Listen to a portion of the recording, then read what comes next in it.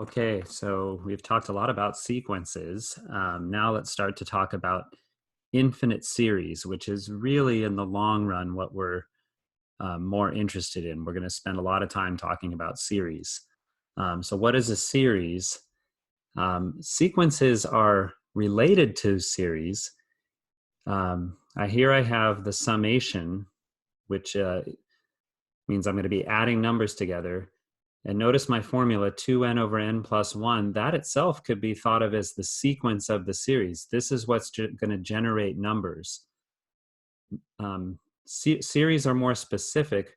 Sequences, we always start with 1, but with a series, this tells you where to start. So we are starting with 1, but this could be adjusted. You could start your series at 2, 3, 0, wherever. And this tells me I want to plug in numbers 1, 2, 3 successively all the way to infinity. So I would get 2 over 2. Now, because it's a series, we're adding these numbers. 2 over 2 plus 4 over 3 plus 6 over 4 plus 8 over 5. And we're going to do this forever. So when we ask about a series converging or diverging now, we're no longer talking about the terms themselves if they approach a number. We're talking about the actual sum. If you were going to add these numbers forever, what would your sum be?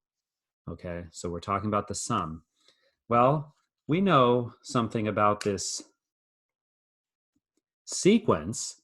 We know that if you take the limit of that sequence, you're going to get 2, right? 2n over n plus 1, the powers are the same. It's just going to be 2 over 1. So what that tells us is these terms that we're going to be adding forever start to approach 2 as n goes to infinity. But again, remember we're adding these terms. So if I continued adding these terms, and I went to my 100th term, 200 over 101, we know that's going to be about 2. The next term is about 2. I've got an infinite number of terms to go here. If I get to my 1,000th term, I'm going to get 2,000 over 101. So you start to see what happens is you're going to be adding fractions that eventually get infinitely close to 2, and you're going to be adding those numbers forever. So, of course, the sum would be infinity because we're going to be adding 2 forever. So in this case, we would say the series diverges.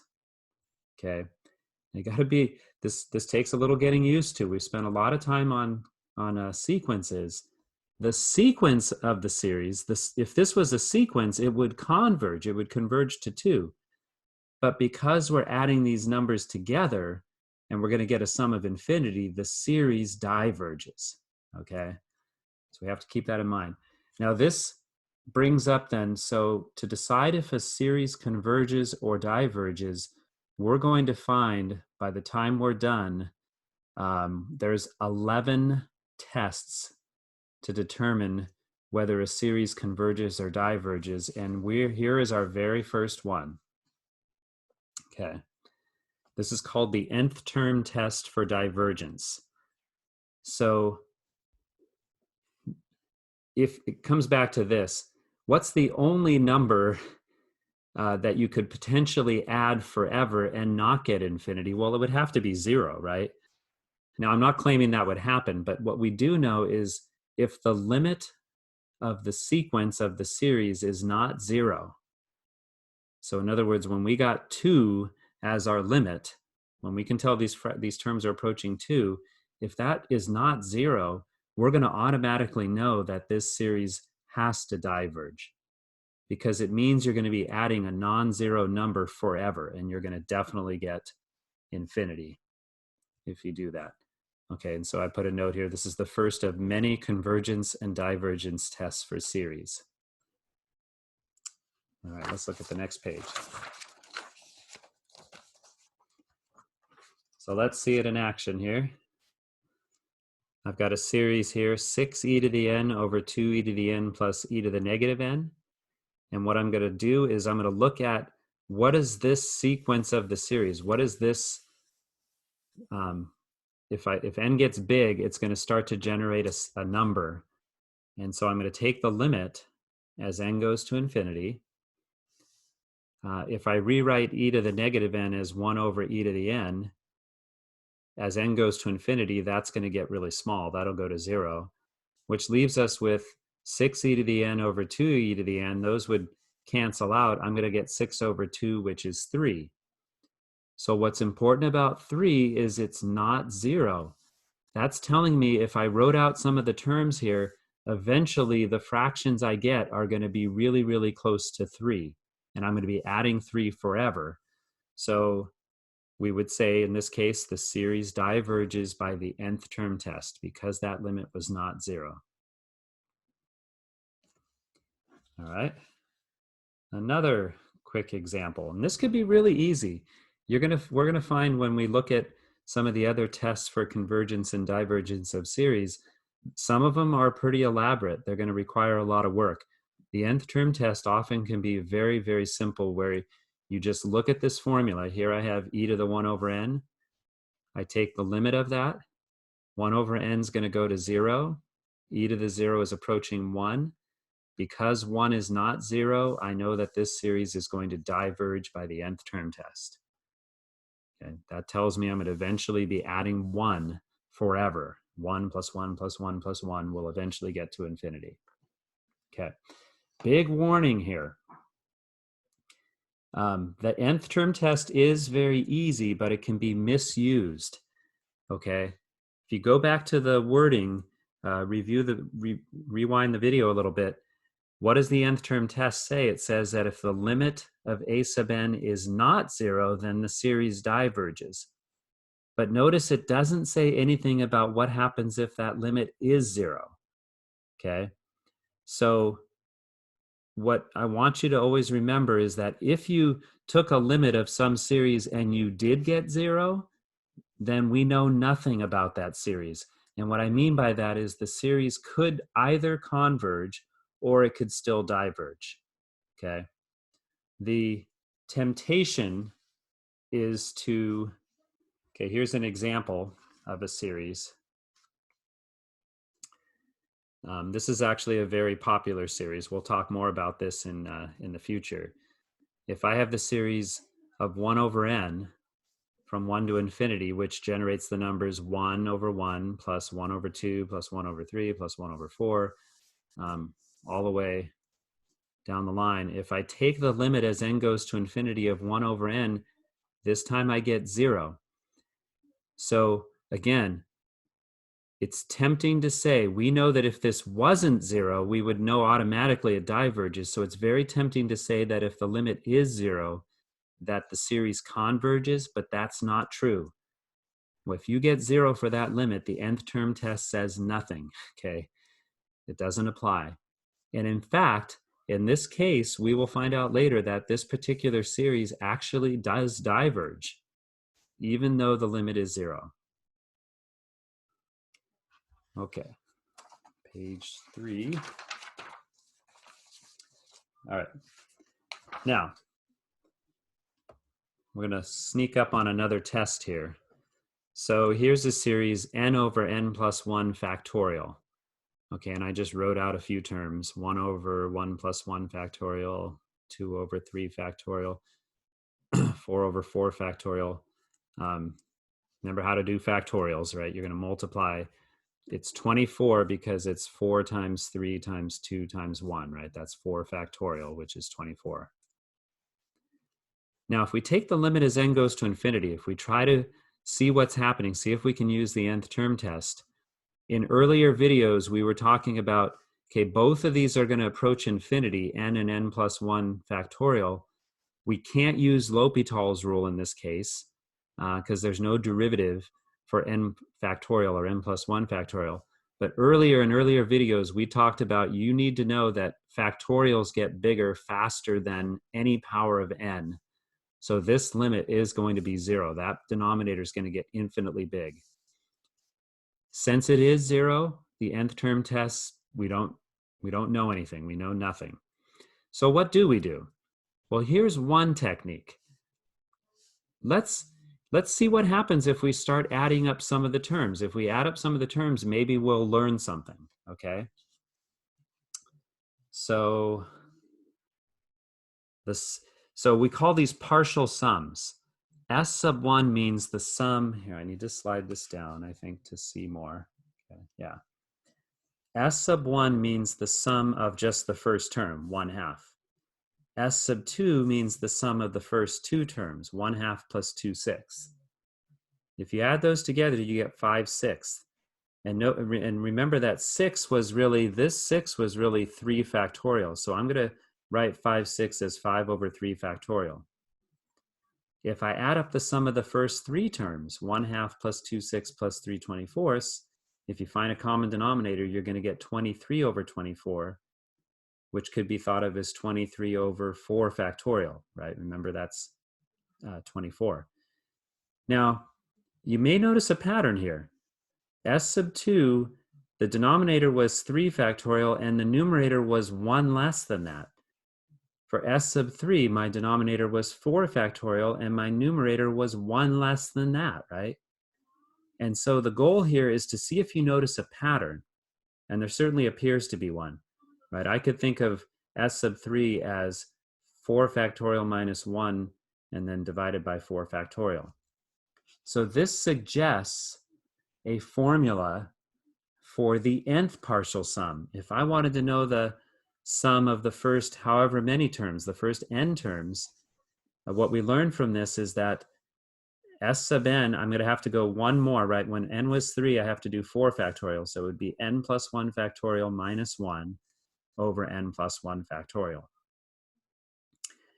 I realize, how do we know for sure that that's the correct formula? We've only seen it work for a couple of summations.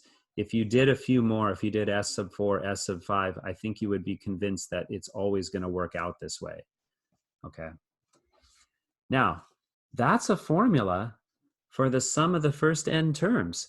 So like I could use this formula if I wanted to know the sum of the first, here just as an example, if I wanted to know the sum of the first 10 terms, according to this, it would be 10 plus 1 factorial minus 1 over 10 plus 1 factorial. Okay, you could work that out. Well, what do I want to find? We want to find the infinite sum, right? What happens if you take this limit of this formula as n goes to infinity? Well, it's definitely an infinity over infinity limit. I know I can't use L'Hopital's rule because it has factorials, but what I can do is kind of go old school.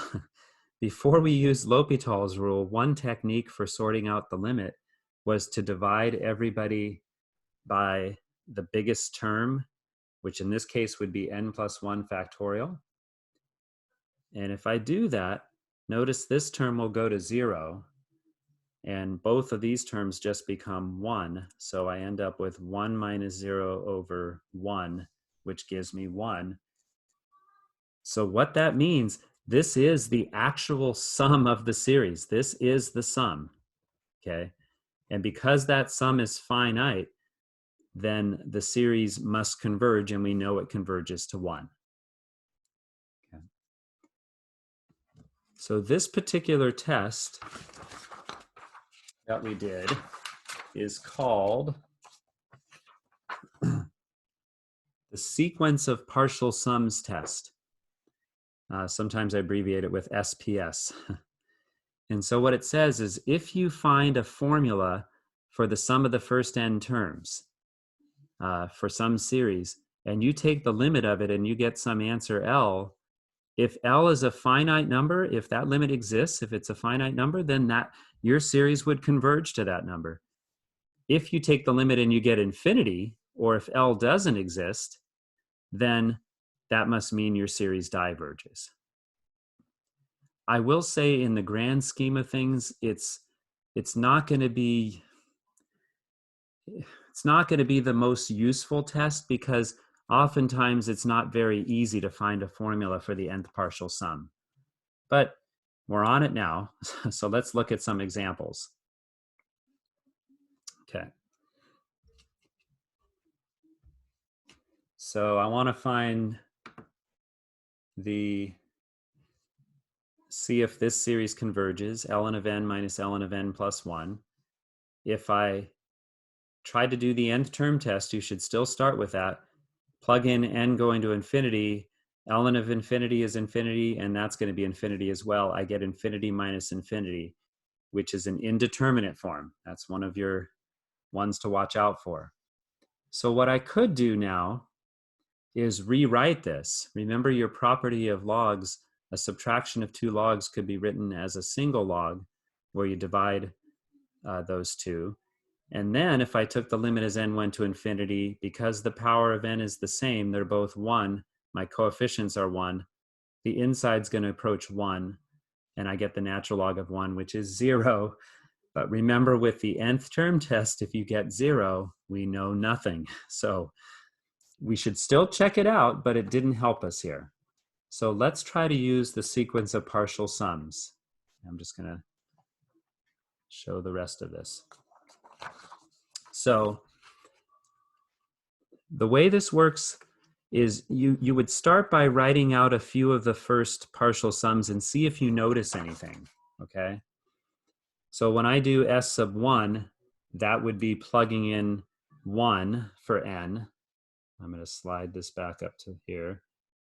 So I'm doing ln of 1 minus ln of 2. For s sub 2, I would do, this is what I got when n was 1, and then I would plug in n equals 2, which gives me ln of 2 minus ln of 3. And notice just between these two terms, the ln of 2's would cancel, so I would end up with just ln of 1 minus ln of 3. Okay. If I went on to s sub 3, I would have this term, plus the next term would be ln of 3 minus ln of 4. And notice not only do the ln of 2's cancel, but the ln of 3's cancel, because that's negative and that's positive. So it would leave me with ln of 1 minus ln of 4. Okay. And you'll start to notice this is going to happen every single time, right? If you went out to any n value, what would happen is all the middle terms would cancel and you'd be left with the first term, which was ln of 1, and the very last term, which in this case would be the ln of n plus 1. You've probably seen this type of a sum in 21b. This is called a telescoping sum. Also called a collapsing sum. Okay. So we now have a formula for s sub n. It's the ln of 1 minus the ln of n plus 1. Of course, the ln of 1 is 0, so it's just going to be negative ln of n plus 1. Once we find that formula,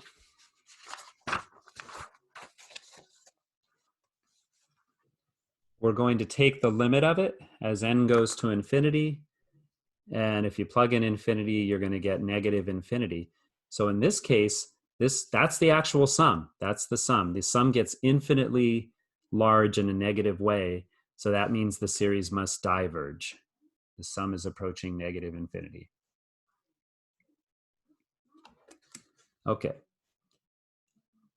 One more example of this. And I will say this next example, this is a more common one. There's plenty of these in our book.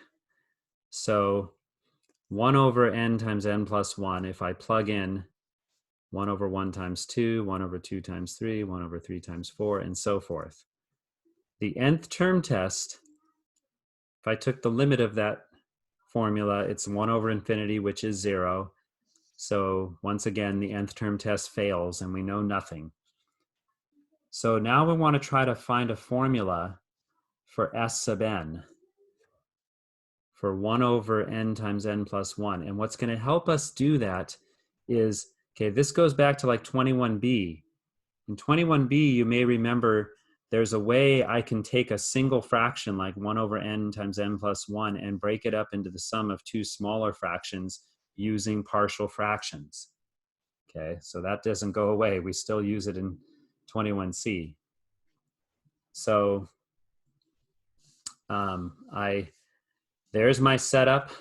I'm going to try to find a over n plus b over n plus 1, multiply both sides by the lowest common denominator, gives me this. Substitute in n equals 0, gives me a equals 1.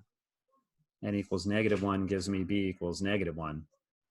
So now the whole goal of that was I can now write this sum as the subtraction of two sums, 1 over n minus 1 over n plus 1. I'm just putting a and b back into these two fractions, okay?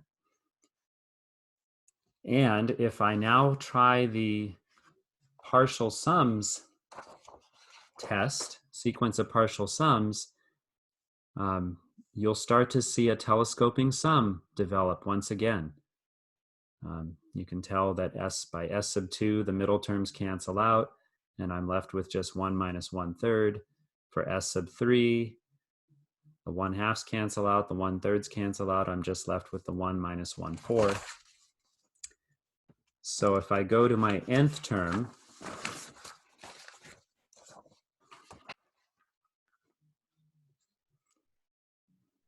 my nth term would be all of those. I usually write out a few, and then my nth term is just my formula, 1 over n minus 1 over n plus 1. And we know this would have canceled out with something before that. So the only two terms that survive are 1 minus 1 over n plus 1. And if I now take the limit as n goes to infinity, this term's going to go to 0, which leaves me with the answer of 1. And again, that is the sum of the series, which means the series must converge. Okay. There's a really cool, this is more just for kind of fun and kind of an interesting thing. That series we just worked with can actually be visualized. I'm going to have to back this out. Here we go. Okay. So if you took two circles with a radius of 1 and put them, touching each other, roll them on the ground, and then they're touching each other here, you see that there's some space between the two circles. So if you were to draw a big circle here in that space where it was touching just tangent there, you would have space now up here. So if you drew another circle in the remaining space, and then another circle and another circle and another circle, right? There's an infinite number of circles that you could fit in here until you get to the point of tangency, right? Until they touch. And what's interesting is if you